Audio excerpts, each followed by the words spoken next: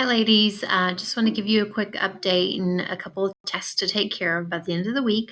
First off, thank you so much, and we love to celebrate each and every one of you for getting your enrollment numbers to match up today. Huge shout out to Renee for working with several of you to make that happen. Jill as well for providing support to many of you. So kudos to you. Please ignore columns Q through T. I added those in today. Please don't delete them or mess with them. I'm working on some numbers with Chase and West, but great job, ladies. I know that getting all those students accounted for, it's very important, and yet you guys did a wonderful job of getting that done by no later than day 6. So a couple other things I'm going to share this with you is the family caretakers. Sorry, wrong tab there. But the family caretakers contact information. This is what we did at our last meeting. Each of you, your cell phone number, extension, please look over those. If they are incorrect, correct them for me. The next thing is column E here is the care team attendance meeting date or time. I need for each of you to meet with your school counselor. Ask them when the care team will be meeting and when will they be discussing particularly attendance.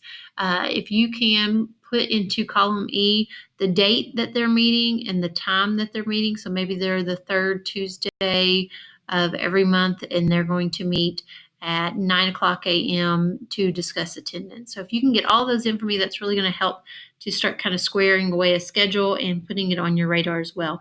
Even better if they can send you and I both a calendar invite to that care team attendance meeting.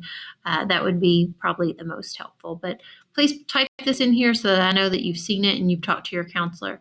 The next thing is linking new student enrollment documents in this column. So when a new student or new family comes in, some of you have a letter or a flyer of sorts that welcomes the family that you physically hand to them. So in the past, this was probably that packet of information they had to complete. Well, now that that no longer exists, several of you have something that you're handing them in place of. So for example, let's say Christy has a letter. She's going to come in here. She is going to link her letter.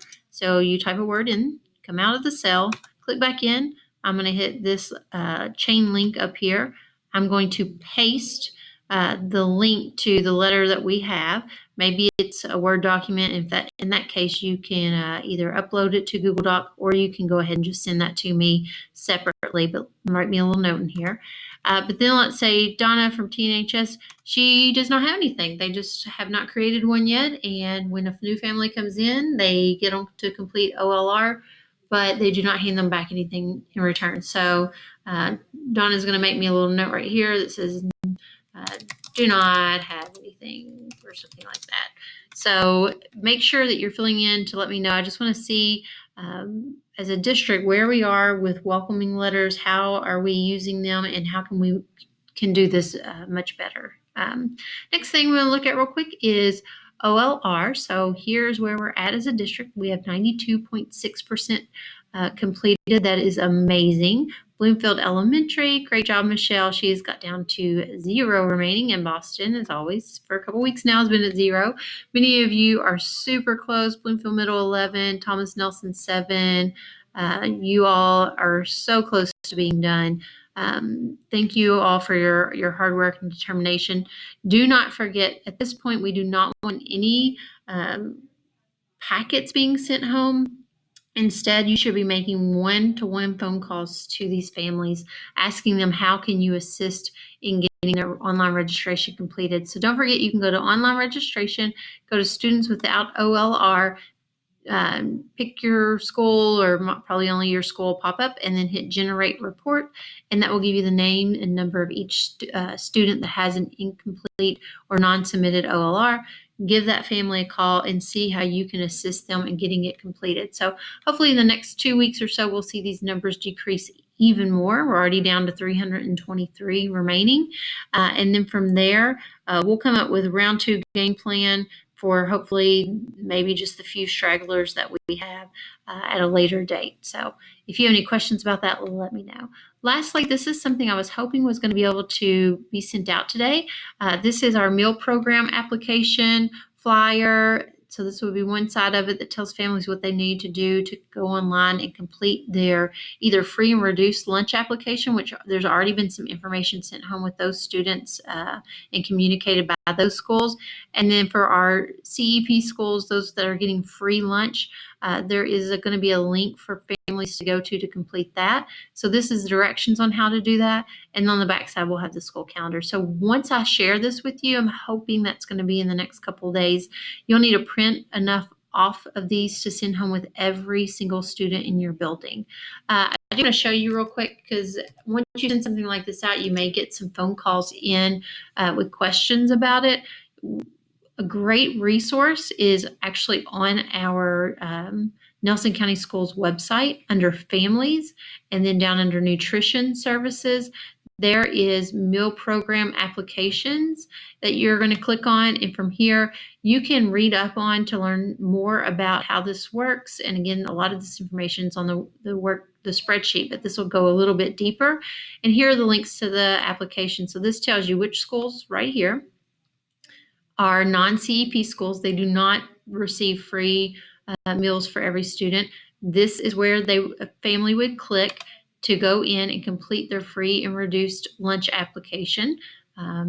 Maybe it's going to work. I was going to show you what it looks like when families click there so you can see, but if it doesn't load, I would highly recommend that you go ahead and click and check it out. This is it right here. I filled it out myself. It did not take very long. It didn't even take this 15 to 30 minutes. It was less than that.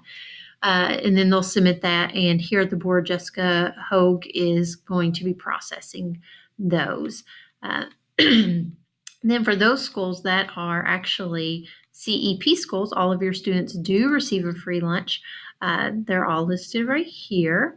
And those students and families will click here. So this is the educational benefits form. Excuse me. Right now, it is not ready to accept online applications because the company did not get that completed today by our deadline. So I will be working with them to get that done and hopefully have this link live and ready to go for you very soon so that you can send those home.